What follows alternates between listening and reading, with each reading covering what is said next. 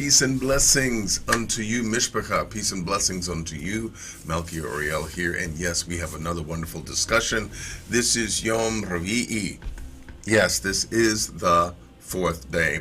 And we're delighted. Yeah, we're happy. We're going to have a wonderful topic to talk about. Yes, it's going to be interesting once again, and I'm glad that you're here. We're going to go ahead and we're going to get started. Get your pens, get your papers, get your Tanakh.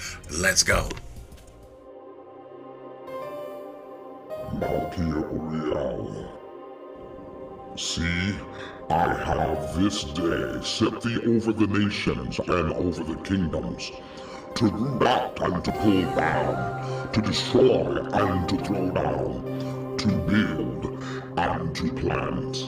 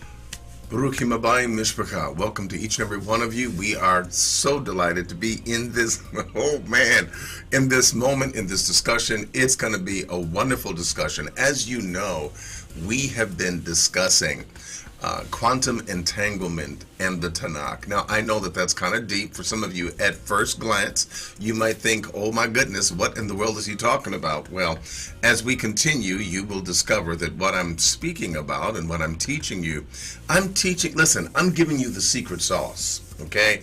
I'm giving you the inside scoop, if you will, of the relationship between what is called quantum physics and the understandings of subatomic reality and the Tanakh, the word of the Most High, and our spirituality. This is what I find, my brothers and sisters. I find a couple of things. One, I find that there's too many of us Hebrews that are running around majoring on minors. When I say majoring on minors, I mean exactly that. We're majoring on minors. We're majoring on things that, while they may be important, they are of minor importance in comparison to the heavier weight of matters, such as spirituality and what you're doing for the Most High. Whether or not your fringes are to be of one style or another, though that is important, right? There are more important things to be discussed and to be focused on. Mainly, are you representing, as the image of the Most High, are you representing the Most High properly? Now, again, I'm not saying are you representing him properly by the length of your tzitzit, or whether your fringes go all the way around your garment, or whether your fringes are just at four corners. I'm talking about a different kind of representation. I'm talking about the kind of representation that matters when it comes to imitating the Most High and being like the Most High and being able to influence change in your world, in your family, in your society, and within your own heart, mind, and soul. Can you do that? Do you have the spiritual prowess, the wisdom, to be able to affect change on a spiritual level, and like the Most High, watch it amplify and explode into the physical reality that we call this three-dimensional existence?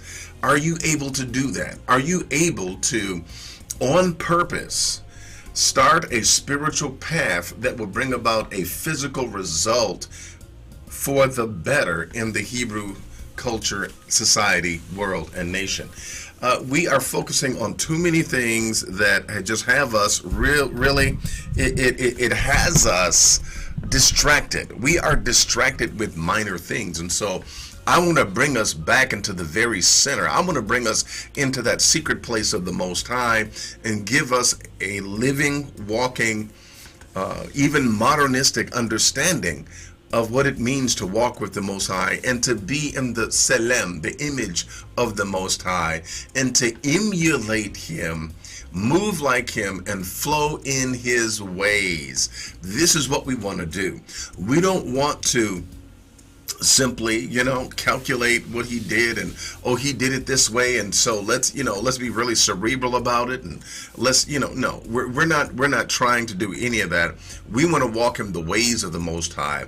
We want to live in the flow of the Most High. We want to embrace the very nature and the heart of the Most High, because this is what the Most High desires. Okay? This is what He desires. This is what He wants. And I'm just going to say that we're going to get into these. Just before I do, we're going to give some shout-outs. Going to give some shout-outs to my brothers and sisters that are here in the room. Yes, to turn the lights on, it was my brother from another mother, Bergen Paris. Peace and blessings to you, my brother. I'm glad that you're here. My brother George Evans is here. Peace and blessings to you. My sister, Repentant and Saved, in the house. Max Random is here. Yes, my buddy, Max Random. High fives for everyone. Max Random is here. Also, who else do we have? My brother, George Evans, I'm glad to see you always. I know I already gave you a shout out, but I'm glad to see you, my brother. Who else? Josh and Penny is in the house. Peace and blessings to you, Josh and Penny. Smoking in the Smokies. I'm glad that you guys are here. And let's see. Christine Croning is in the house. Peace and blessings to you, my sister. Glad that you are here. And so, hey, let's go ahead. Peace and blessings to each and every one of you. I pray that the Most High bless you, that He makes His face to shine upon you, that He blesses you and keeps you and protects you. I pray that you are dwelling in the secret place of the Most High, where you are protected. Now, let's get into something that is Betty deep. I want to get into something that is deep, something that is a part of our discussion, okay? And I want you to just take this journey with me. And again, we're looking at the Tanakh with new eyes, okay? We're looking at the Tanakh with new eyes. And we are embracing a spiritual reality, realizing that we are spirit beings having a human experience. We are spirit beings having a human experience. And so with that being the case, I'm going to invite your attention to go with me into Isaiah 55. And we're going to begin with verse number 8. Okay, we're going to begin with verse number 8. Now, notice what it reads here. It says, "For my thoughts are not your thoughts, neither are your ways my ways, says Yah. For as the heavens are higher than the earth, so are my ways higher than your ways, and my thoughts your thoughts." Now, let's stop right there, because what many people do is they get this verse twisted, and they take this verse out of context. They will start reading it just where I did. They will read verse 8, and they will read verse 9, and they will say, see, your thoughts are not like the Most High's thoughts. And what is being implied here is that your thoughts are so raggedy and toe down and wicked and messed up that there's no way that your thoughts can attain to the thoughts of the Most High, because His thoughts are higher than your thoughts. Now, while that is true in any sense of the word, what they fail to do is they fail to take a look at even the verse of scripture that is right above that. Look at verse number 7 here that reads, "Let the wicked forsake his way." We're talking about wicked people here. "And the unrighteous man his what? His thoughts." Okay? Notice what we're talking about here. Notice the context. Wicked individuals having wicked thoughts is the context of this particular passage. "And let him return unto Yah, and He will have mercy upon him, and to our Elohim, for He will abundantly pardon." Pardon who? He will pardon the wicked. So the wicked are who we're talking about, and we're talking about someone being unrighteous, and we're talking about his thoughts. right? Now we can go into verse number 8, and let's go ahead and let's apply what we've learned in verse 7, attaching that to verse 8, that it's the wicked, unrighteous man and his thoughts, okay? So when it mentions your thoughts, we could superimpose the wicked man, the wicked, unrighteous man and his thoughts. For my thoughts are not the wicked man's unrighteous thoughts, neither are your wicked, unrighteous man's ways my ways, says Yah. Now, of course, it makes sense now, and of course, it does not simply apply to every individual to just say, there is no way that you can think like the Most High, or there is no way that a thought can enter your mind that would be akin to the Most High. His thoughts are higher than your thoughts. Now, granted, very true, any day of the week, you're talking about the Most High having a mental capacity that supersedes our own. I get it. Very true. High five for everyone. That's very true. But what this verse is not saying is that it is impossible. Now, this is what many people read into this verse. It is impossible for you to think the way that the Most High thinks. Now, again, granted, on even a sunny day, we are not able to consider every minutia of detail that the Most High is able to, but that is not necessary, and that is not what we're talking about. What we are addressing is simply this, that we, being in the Selem of the Most High, and might I remind you, for those of you that may need just a little bit of reminding, that when we talk about actually being in the image of the Most High, right? In the image of the Most High and in the likeness of the Most High. What are we talking about? Well, take a look, if you don't mind. I'm just going to go back here for just a moment. Let me go back here for just a moment. And let's take a look. Okay? As we take a look at the scriptures here, we find in you know, we're going to this very popular place, Bereshit chapter 1, verse number 26. And Elohim said, in the cohortative tense of the Hebrew, let us make man in our image and after our likeness, and let them have dominion, let them have control over the fish of the sea, and over the fowl of the air, and over the cattle, and over the earth, and over all creeping things that creeps upon the earth. So, verse 27, so Elohim created mankind, both the male and the female version. So Elohim created mankind in his own image. In the image of Elohim created he him. Male and female created he them. Okay? And Elohim blessed them and said unto them, be fruitful and multiply and replenish the earth and subdue it. And we know the rest of the story, right? Well, take a look here and notice something, if you will, with me. And Elohim said, let us make man in our image and after our likeness. Okay, so after our image, after our likeness.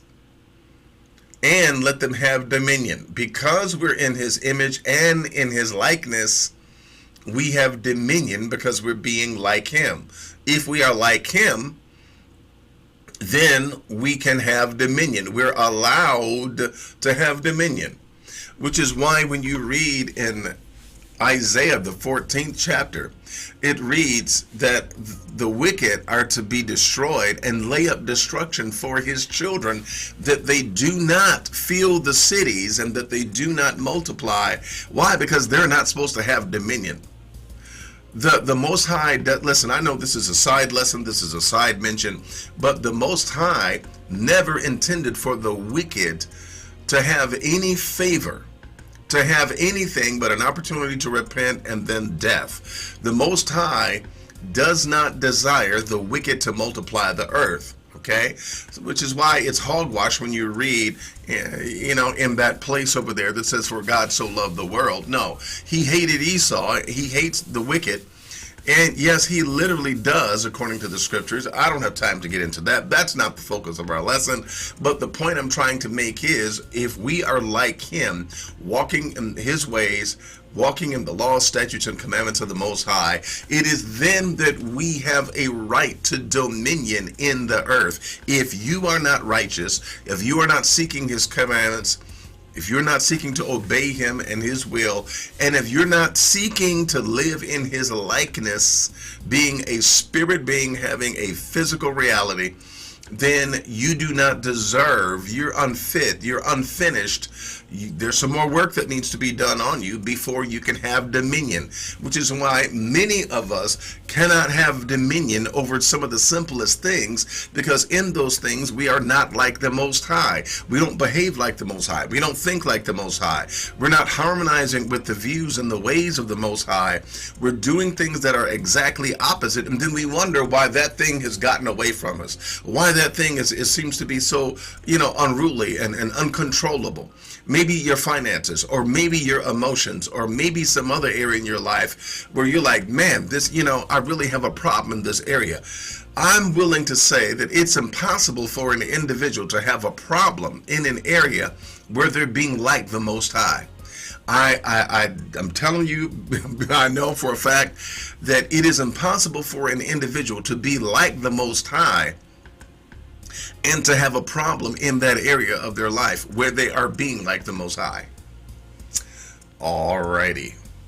Well, let's get back into the scripture, because that is not my main topic tonight anyway, but let's get back into it. For we see here that when we are walking in the image of the Most High and in his likeness, it's then that we have the right and the ability to have dominion in the earth. And what am I talking about when I say dominion? I'm talking about control. I'm talking about the power to speak into reality and to transform the very reality and the circumstances of your situation. Okay? Excuse me. I'm talking about using the power that the Most High has given you to be able to tap into reality at its spiritual level, which is a subatomic level, which has been discovered, excuse me, and information given to us under the topic of quantum physics and quantum entanglement and string theory and membrane theory, and talking about quarks, bosons, and leptons. Listen, we can get very deep with it, but bottom line of it is, there is a place. Now, I've said this, and I've demonstrated this many times before, but I'll do it again. Imagine if you were standing with your arms outstretched, okay? I can't demonstrate it because of the constraints, but imagine that you're standing and your arms are outstretched. Let's say that your right, the very tip of your right uttermost finger represents physicality to the nth degree. In other words, it is as physical as you could possibly get. But look at the left side, and the tip of your farthest most left finger would be your spirituality or your spirit side. In other words, there's no more spiritual that you can get. That is as spiritual as you get. And I mean, we're talking about spirituality at its highest. I'm talking about all spirit, no flesh. The other tip of the right finger, that's all flesh, no spirit. Well, if you were to look at your nose would be the point. And that center line, signified by your nose and between your eyebrows and all the way down and all the way up, that would symbolize the place where things are just as much spiritual as they are physical. And this then becomes a very powerful place. Okay? Because as we stated before, it is this union between the physical and the spiritual that is the magic secret sauce that the Most High is using in this third dimension to get things done and to bring about his will and to embrace his power and move in his power, his will, and his ability. That's what he's using. Okay? Now,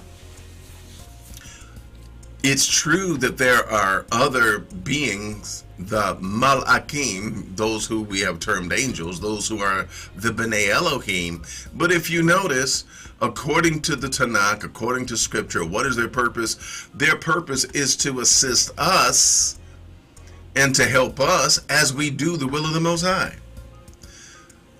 Because the Most High is protective of us because we're important for this three-dimensional realm in order to make physical and spiritual process. We are helping both realms as we exist here in this three-dimensional reality as we embrace spiritual truth and practical, physical, diligent work.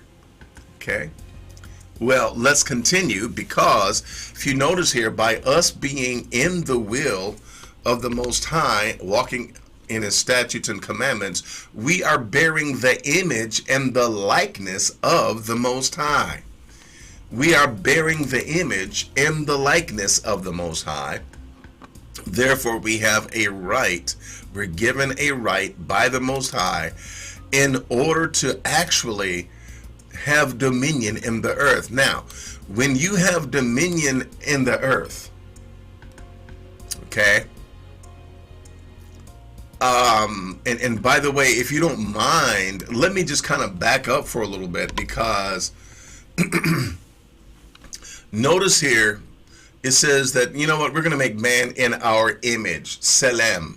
That's talking about physical form, okay? That's talking about the physical form. In fact, if I were to expand the word here and let you see the definition of Selem in the Hebrew, Selem is image, okay, just as I mentioned, all right? It's image, it's physical image, right? We could read on here where it says image, and also I saw paintings, whatever, but we're talking about the actual image, okay? Being like in physical form, but also when we look at this word for likeness, okay, which is demut, it means likeness and similitude.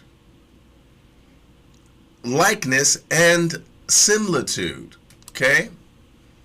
So we are talking about being like the Most High, and while we are like him, I just simply want to ask this question.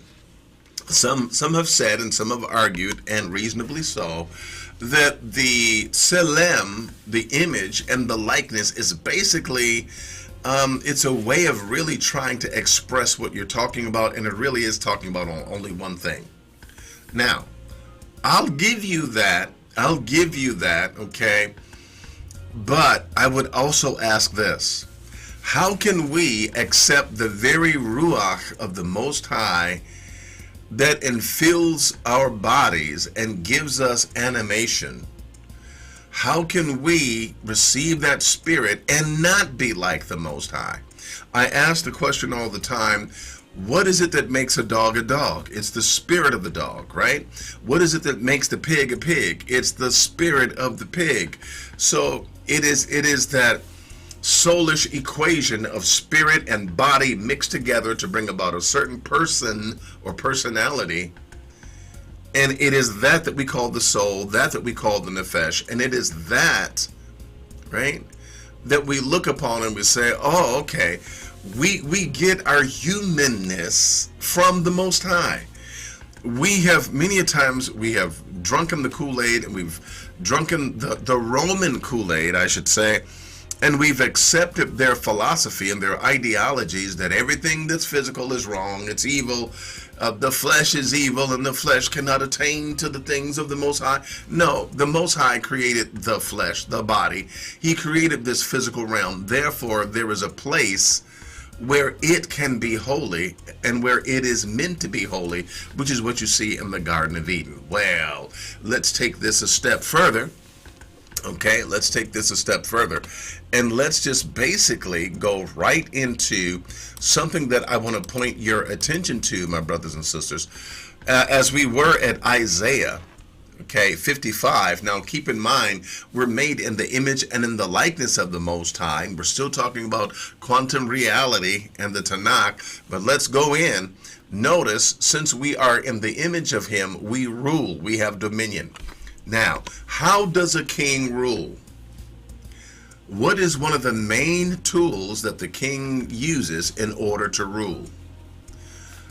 His word is what he uses. His decrees and his word is what he uses to rule.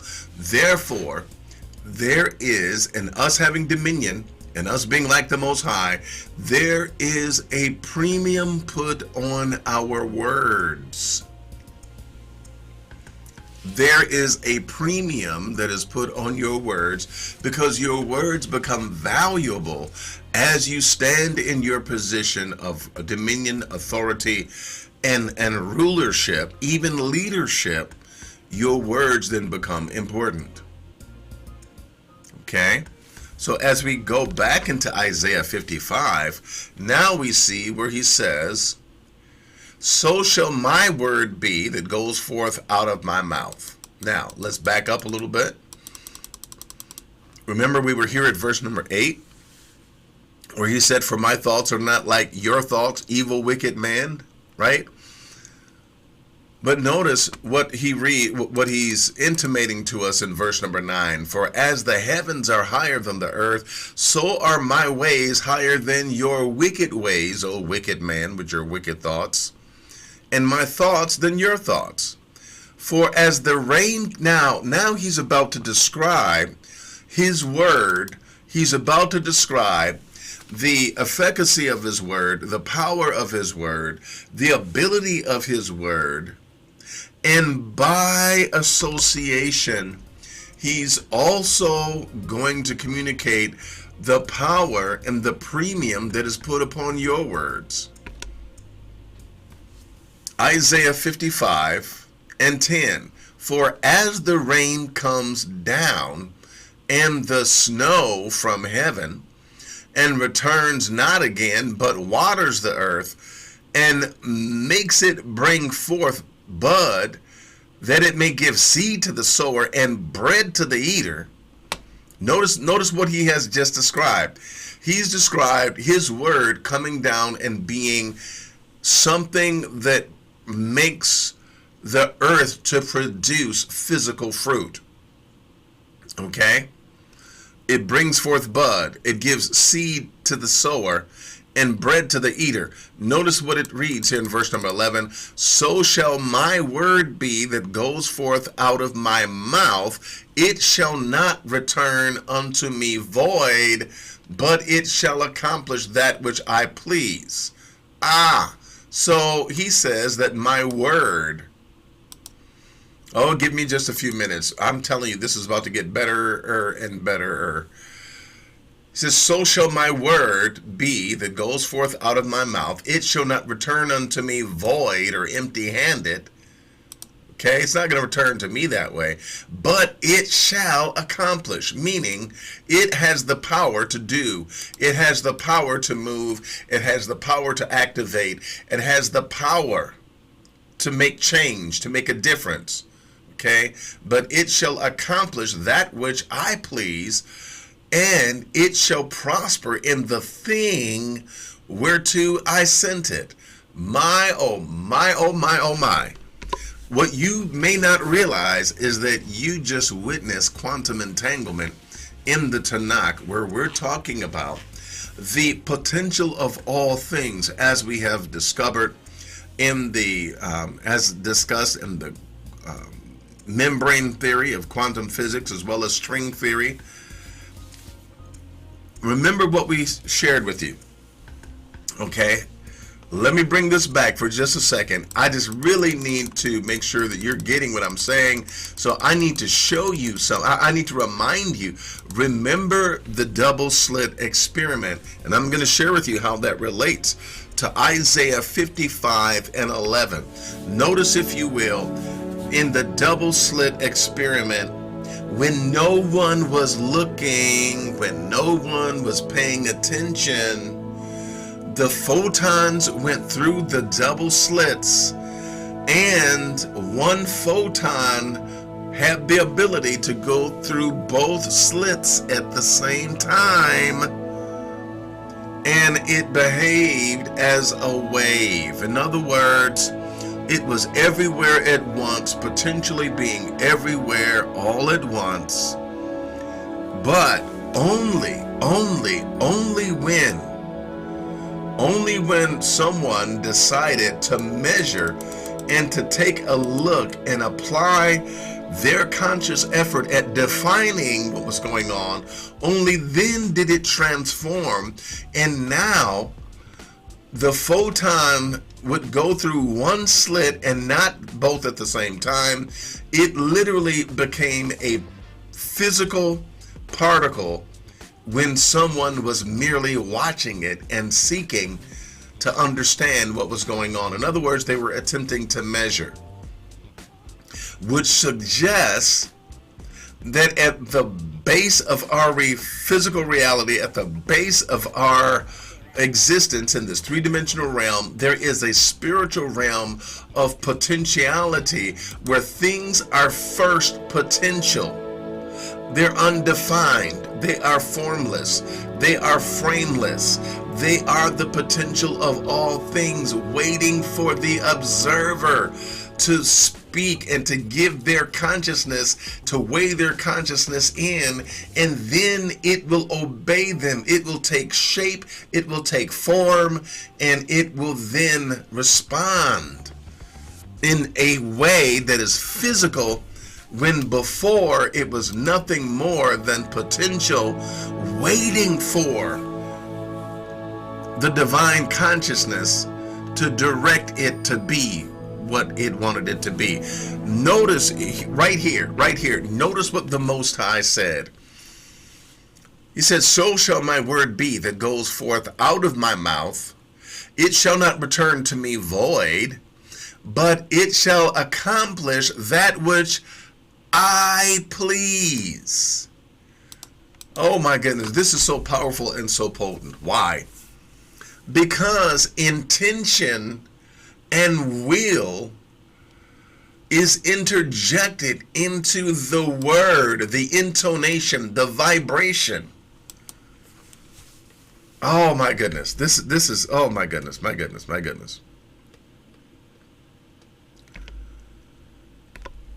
The word is the intonation and vibration of what the Most High desires, and that word is interjected into that realm of spiritual potential, and it causes all of the possibilities to now obey and be what it was that the Most High intended. When you embrace the simple principles and concepts of quantum physics, you will then begin to understand. You will begin to look at Genesis, first chapter, very differently. And you will understand it from a completely different vantage point than what others may look and perceive it to be. You will look at it so differently.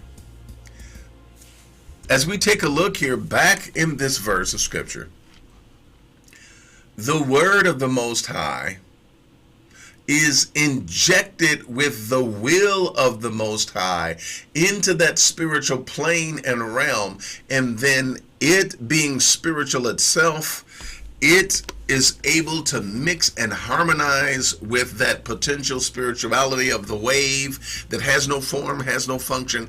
And once it is interjected into it, it then causes it to take shape and form. But wait, we're not done yet. We're not done yet. Because I want you to notice something here. The word of the Most High is the perfect medium. It's the perfect tool for interjecting the will of the Most High into that plane of potentiality where anything can be created, anything can come forth. The Word is the perfect thing. Why? Why is that? Because the word in Hebrew, what is it? It means speech and a word, but it also means a thing. Did you hear what I said? The word in Hebrew, davar, it means a word that can be spoken or a thing, as in objects. Don't you see the parallel? Don't you see the parallel in the double slit experiment? How the photon was a wave when no one was looking, but then it was concrete when someone was looking to measure. The word of the Most High has the potential to be whatever it is that he desires for it to be. But the Hebrew word for word, davar, means word that can be spoken, but also a thing, a physical thing. This, my brothers and sisters, is a demonstration of the double slit experiment of quantum physics in a single expression. Davar, the word of the Most High. The word of the Most High. It is the potential. It is the wave that is waiting to take shape and form in physical reality. But it is also the thing itself. After arriving in this physical reality, after being interjected with the will and the intent of the Most High, it is that very thing that he desires. Amazing. I find this to be nothing less than amazing. So wait a minute. I know you would ask, well, okay, this is all good. High fives for everyone. I'm really enjoying this. But where do you come in? That is the most exciting point of all. Oh my goodness. It is the most exciting point of all. Because if you notice in the beginning of this, I laid a foundation that we are created in the image and the likeness of the Most High. And if we want to say that the likeness is just really trying to describe how much of the image we look like him in, that's fine. But then I shared with you that it's impossible for us to have the animating spirit of the Most High within us, making our bodies to move, giving us our personalities. It's impossible for us to have received that and not be like the Most High. So no matter which way you look at it, we are in the image and likeness of the Most High. But wait a minute. If you are in the image and likeness of the Most High, even as he has words, thoughts, and expressions, intentions, where he uses the words that he speaks as containers that houses those thoughts and those intentions and those feelings and emotions, even joy, right? Then you too, like the Most High, have a word that can be at first formless and filled with nothing but potential, but with the intention, with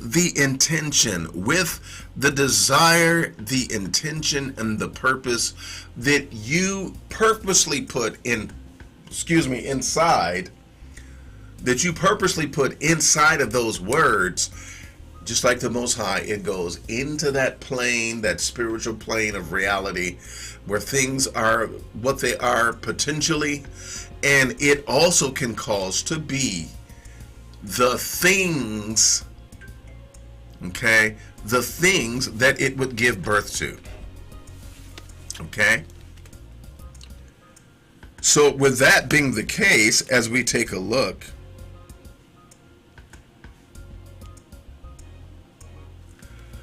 as we take a look and as we understand, where you come in is that, please keep in mind, don't forget, you have been given the blank check to have dominion in this physical realm.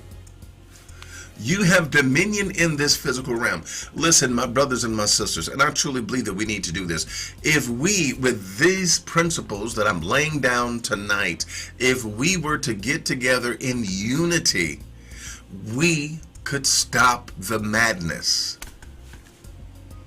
Because we have dominion and we have the power to create. Problem is, many of us have not decided to stop the wickedness and stop the madness. We felt powerless. No, you are not powerless. You just have not used your power. But you have the power. You have the power to change your very existence. You have the power to change your reality. Now, listen, give me just a few more minutes. There's a couple things I want to say, okay? You have a word. Just like the Most High said, so shall my word be, that it shall not return unto me void. You also have a word that is not returning to you void. In other words, your word that you have, it has been accomplishing the very thing that you put into it. The intention and the emotions that you put into it, yes, it has been working like 40 going north. It has been working for you nonstop. Problem is, you were taught to infuse your words with negativity. One statistic I heard said that 75% of our self-talk, in other words, things that we say to ourselves, is negative. 75% of the things that we tell ourselves is negative. Man, you stupid thing, you. Oh, man, you know. Look in the mirror and we tell ourselves that we're ugly, or we're, 75% of the things that we say to ourselves is negative or based in a form of negativity. Now, think about this under the guise of your word going into that realm of possibilities. And out of all the possibilities that could possibly exist, I'm beautiful, I'm cute, people look at me and they're inspired to do better in their life. I mean, out of all the many things that you could have said, you said what Queen and them told you, and you said, I'm ugly. Okay? Or some little knothead boy, really thought you were beautiful and back in the day, and you wouldn't talk to him, so he called you ugly, but that's what stuck. And so that's been reverberating and echoing inside your spirit all these years, that you're ugly, or you can't do anything, or you'll never amount to anything, or you'll never become anything. Yeah, you have a word. And that self-word that you have been speaking to yourself has been working for you day and night. What I'm going to leave you with tonight is you need to change your own narrative. You need to change your own story and write a different story according to the will of the Most High. Write a different story that speaks of your success, that speaks of your blessing, that speaks of your ability. While everyone else is talking about recession, you need to change the narrative that speaks into your prosperity. A prosperity that is not tethered to this false Babylonian system. You need to change your narrative. Your word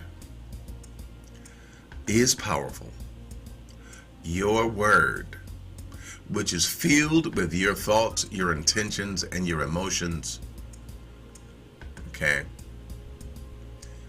And I will say this, one thing that I do agree with, that they put in the mouth of Yeshua ben Yosef, called Jesus by the Greeks and the pagans, is that out of the abundance of your heart, out of the abundance of your being, you release, you speak, and you release the intention, the emotion, the power of your words. You release. Yeah, you release that. You release that. Let me do this, my brothers and sisters. Let me take a break real quick, and then I will come back, and then, hey, we will greet those of you that are in the chat room, and we'll close out.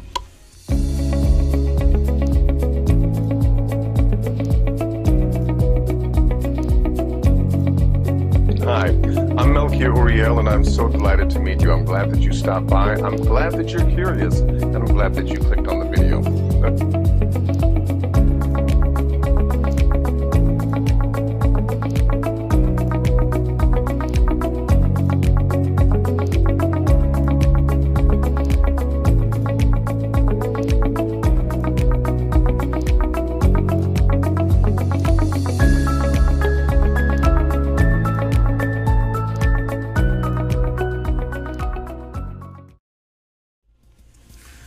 All right, my brothers and my sisters. All right, Melchior Uriel, I'm back. Yes, I am. And I'm going to tiptoe into the chat room.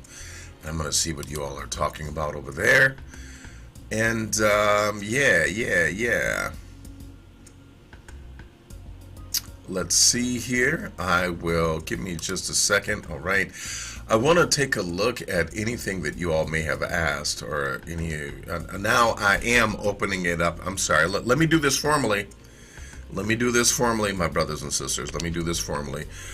You may now ask your questions. Yes, you can ask your questions. And for those of you that would like, the call-in line is now open. And you are able to call in and you are able to ask your question or present your comment. Okay? Peace and blessings to my sister Hanaya Israel. Bless you, my sister. Glad that you are here. This is our Minister of Health and Wellness. Glad that you are here. So yeah, are there any questions? Dilo is in the house. Peace and blessings to you. Peace and blessings to you. Repent and Save says, Genesis 1:27, where it says in his own image, it's not capitalized. So is that stating in our individual image after his image? Okay, so let's go back there since you asked the question. And the question is whether or not, since image is not capitalized, it's merely talking about almost like a generalized form of an image, okay? And so, therefore, we are in likeness and image, but all of us are not exact carbon copies of him. And of course, once we go back into the scriptures, I think we're going to see that that's really what it's trying to communicate. With that being the case, let's go back in. Okay, and let's take a look here at Genesis 1:27, as my sister has asked. Okay, so Elohim created man in his own image. In the image of Elohim created he him. Male and female created he them. Looking at this in the Hebrew, Wayibra, okay, the wa consecutive with the Hebrew verb bara, to create. So he shaped, he fashioned, and he formed, and he repurposed Elohim, et ha'adam, mankind, betselemo, in his image. This literally means in his image, okay? Betselem Elohim, in the image Elohim, with these two words being close together, okay? This is a constructive noun form in Hebrew, where the second word is a genitive of the first. So this would be in image of Elohim, bara, created, oto, created him. Now, where it says male, it says zachar, which means the remembrance. That's really what male is supposed to be, the remembrance of the Most High. U nakeva, which is the feminine principle. Okay, nakeva, bara otem, he created them. So there, in Hebrew, there are no capitals, but there would be a definite article. Okay, a definite article here. We have a shirek, but we do not have a patach underneath the bait here, which would be in the image, which would be a specific pointing towards like the very image of the Most High.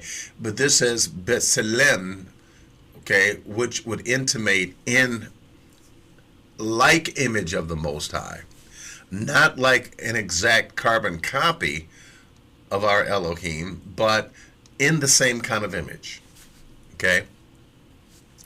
So in essence, you are correct in what you surmise in your question, and thank you. That was very observant, and we will go ahead and continue with the questions that some of you may have. Again, the call-in line is open.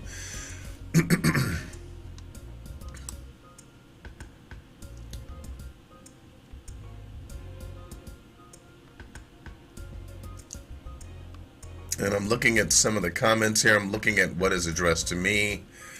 And since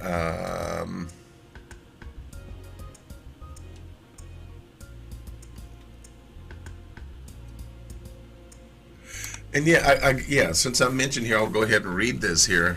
It says, yes, my sister Christine Croning says, yes, we can achieve much more than we do, and yet we are brainwashed to see only the negative.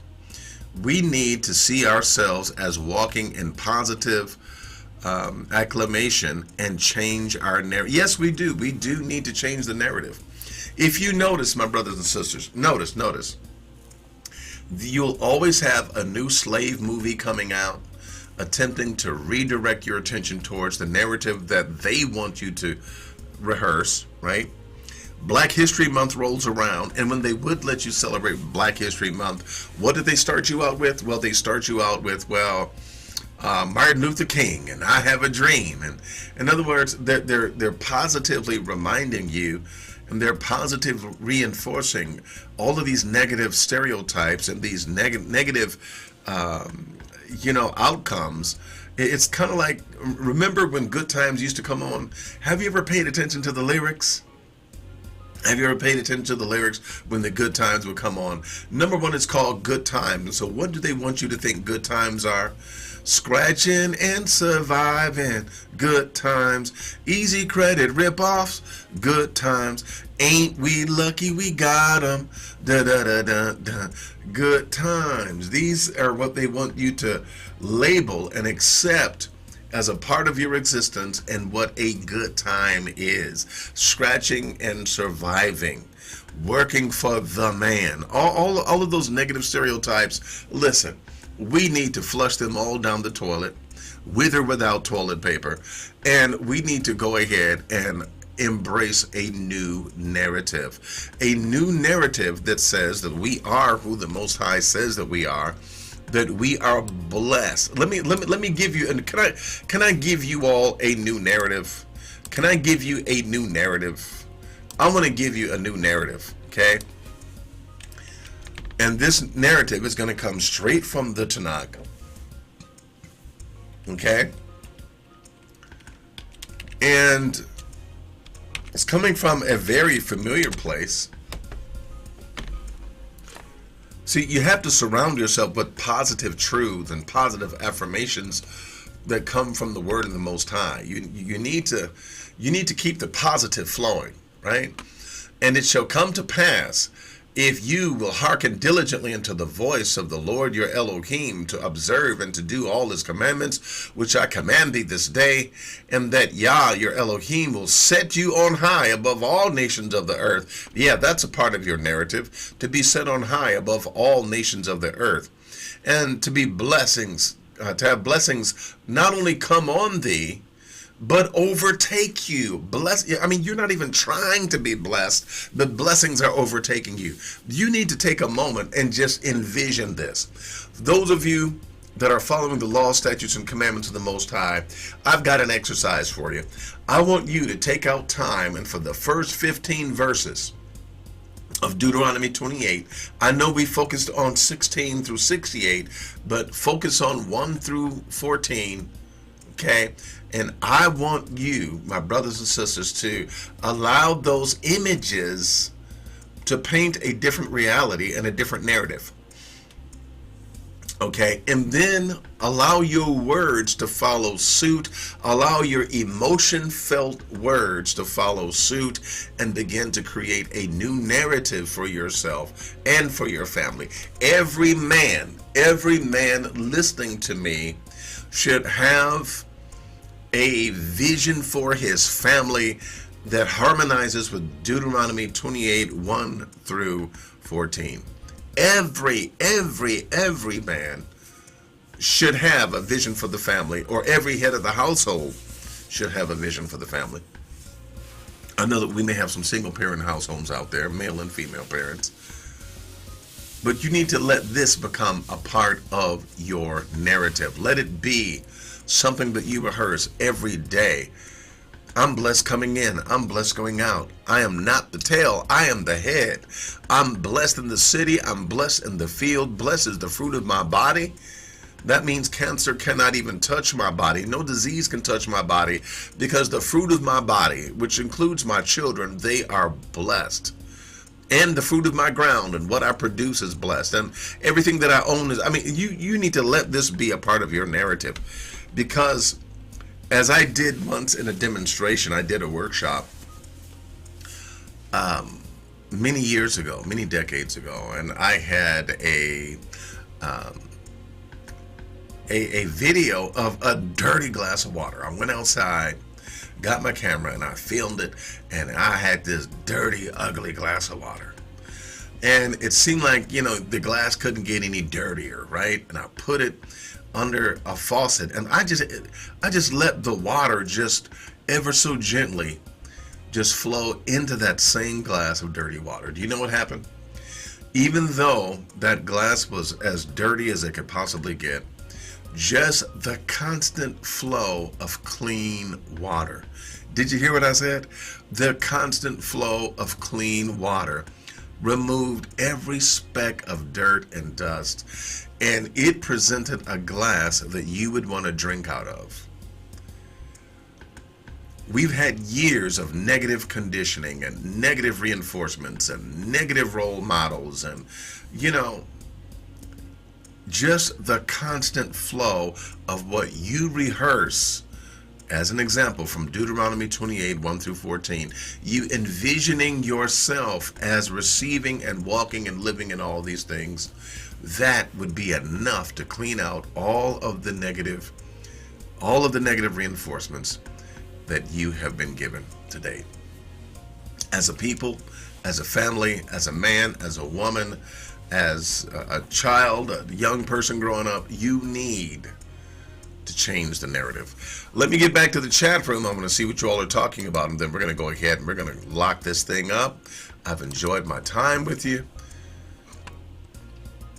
but we do need to change our own narrative. We will be transformed if we change our own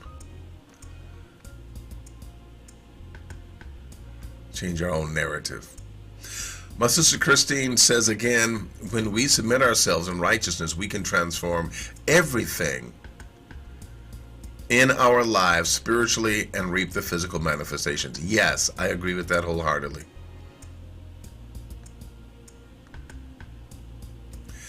And my sister Kanaya Israel says we must transform our thinking and rewire Nothing but positive thoughts, speaking nothing but life and healing. I agree with that.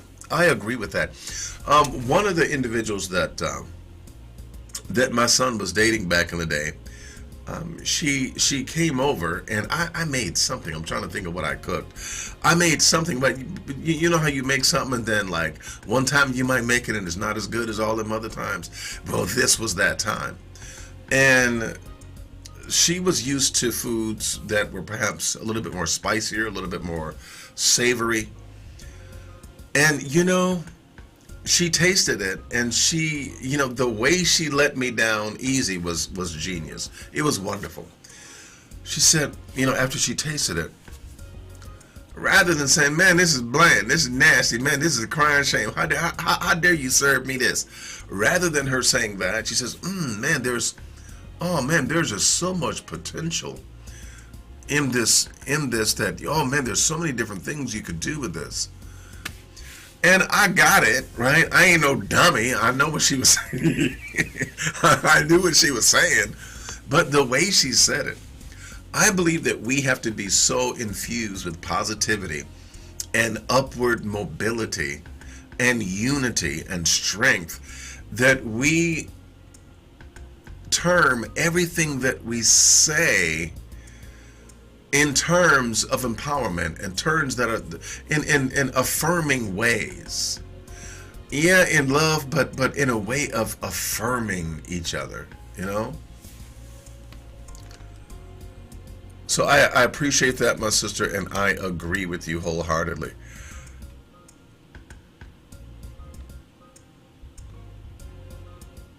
And yes, it does. Okay, I got to read this because my sister, the minister of health and wellness, was saying to Repentant and Saved, of course, a sister in the chat room, was saying, we got to truly heal, right? But it starts with our mindsets, and it really does. It really does. When you consider, and not just even, oh my, see, I'm getting excited now. I'm getting excited all over again. When you consider, and I know she perhaps didn't mean it this way, but I'm going to go ahead and give it to you before we close. When you consider that over 80% of the sicknesses and diseases are psychosomatic, meaning that they exist only because of the mental state of the individual, you'll then understand that this is true in a very literal sense, but also in a very spiritual sense as well. We do have to heal from the inside out. We must heal from the inside out, and you have to change your inner narrative, okay? It's not what people tell you that becomes true. It is what you tell you that becomes true. You're not ugly until you look at you in the mirror and say you are ugly, okay? And that goes the other way. You're not beautiful until you look at yourself in the mirror and say, man, you are beautiful, right? So,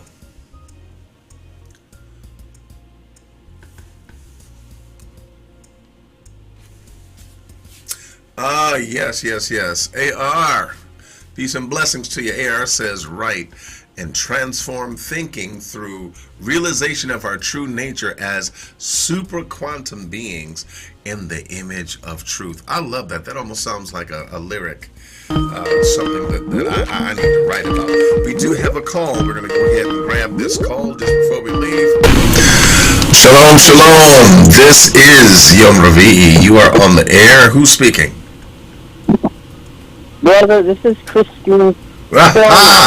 My sister, how are you? I'm amazing. I love it. Yes, you are amazing. Let me tell you, I was waiting for this lesson. Last Sabbath, you said you were going to teach us something, and I have never looked at these scriptures in this way before.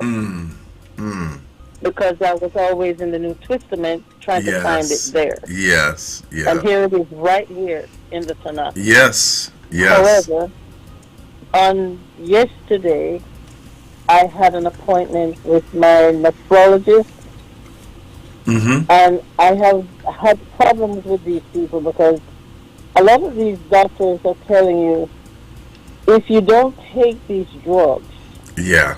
you're going to end up on dialysis. Mm-hmm.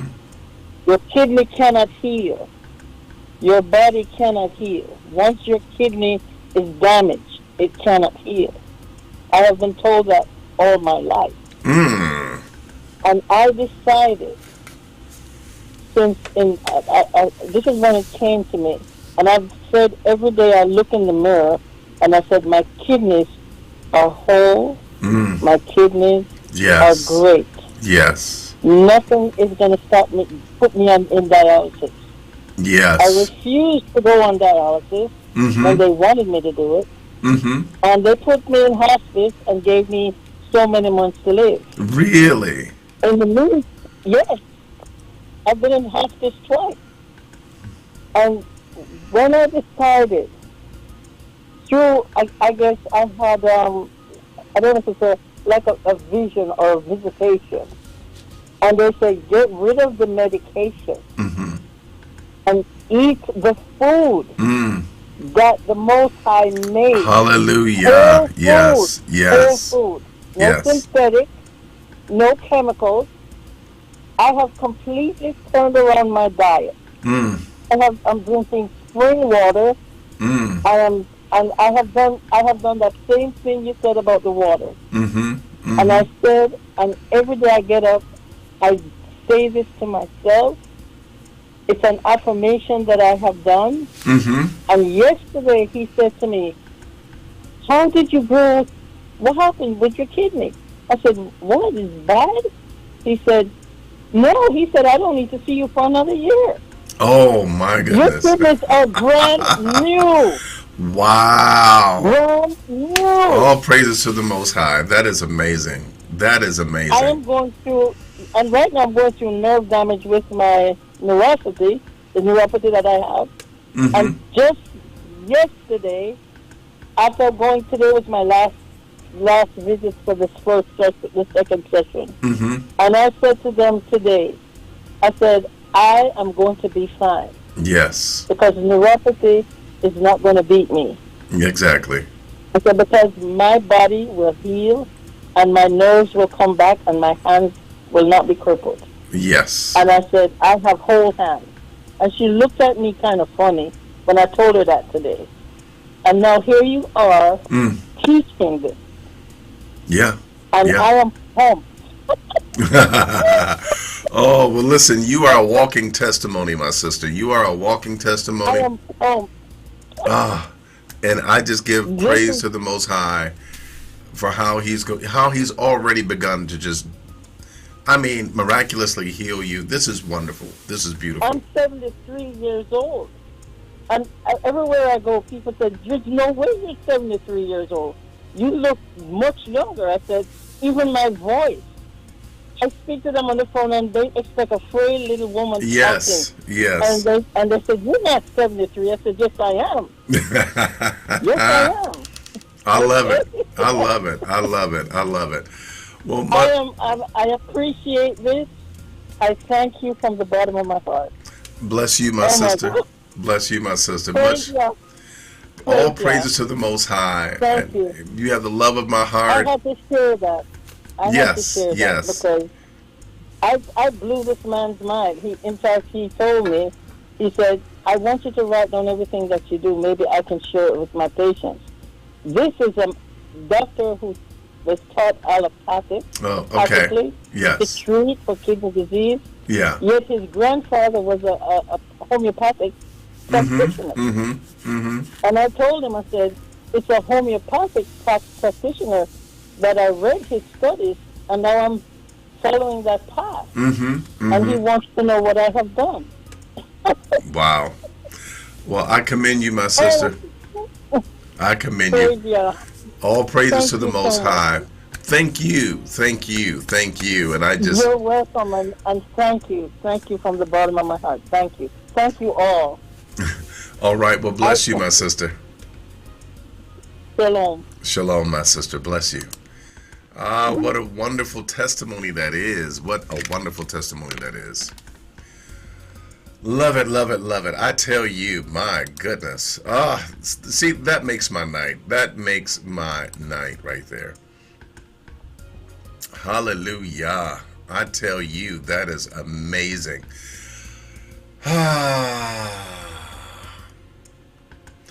All right, so listen, there are more exercises that as well I have, and this. Listen, my brothers and sisters, this is a journey. Okay, it's not a sprint; it's a journey. It's not a race; it's a journey, and I'm so grateful that those of you that are here, you are on this journey with me. And, there's so much more that I want to share, as you can tell. And I'm thinking about putting this in a course because there's so much information and so much depth. And again, so many exercises. Man, there are exercises that I really want to introduce you to that are going to knock your socks off. And when you feel the effects of these exercises, you're going to be like, oh my goodness, I see what he's talking about. So with that being the case, my brothers and sisters, let me know what you think about that. I'm thinking about putting this in a course, and just, because it's so much information. It's so much. Peace and blessings for Royal Renewal. Peace and blessings. Glad that you are here, my sister. All right, all right, all right. My brother Jermaine Deacle is also here. Didn't see you before, my brother.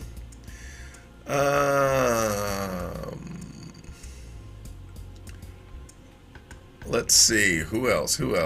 Okay, we're good. All right. So I just simply want to say peace and blessings to you, my family.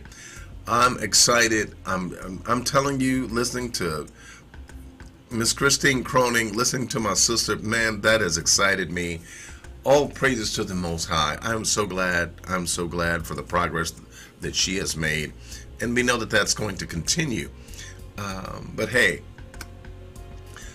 what I want to say is, just before I let you all go, I love you. Thank you once again for giving me, as I always say, those two precious gifts, your time and your attention. And I pray that the Most High bless you and keep you. And, I'm so happy. I am so happy for where we're at. And again, this is something that we are rooted and grounded in the Tanakh. We are rooted and grounded in truth. I'm a firm believer, there is no need to go any other place seeking a brand of spirituality or power or abilities. It's all in the Tanakh. It's all with the Most High. You don't need to borrow from anyone else. Lamentations 10:1. Learn not the ways of the heathen, right? So we don't need to borrow anyone else's spiritual system, but rather we need to just go ahead and follow the Tanakh and allow all of the truths in it to be a blessing to us. My brothers and my sisters, thank you for your time. Thank you for attention. And may the Most High bless you. May He keep you. Yah willing, we will see you for Shabbat morning coffee. I love you all. I'm so glad that you're here. Thank you. I'm going to ask that you all really look at what we discussed tonight, strongly consider it, and let it become a part of you, okay? Because, yeah.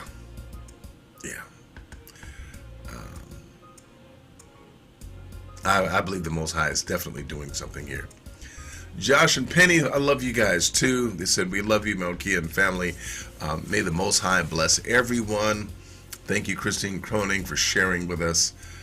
You are an inspiration. And yes, she is. All right. And, all right, we're going to go ahead and we're going to, may the Most High bless you. May He keep you. I can't wait to share more exercises with you guys. I'm Melkia Uriel. I love you all. And Yah willing, we will see you for Shabbat morning coffee. Peace and blessings to you, my brothers and my sisters. Shalom.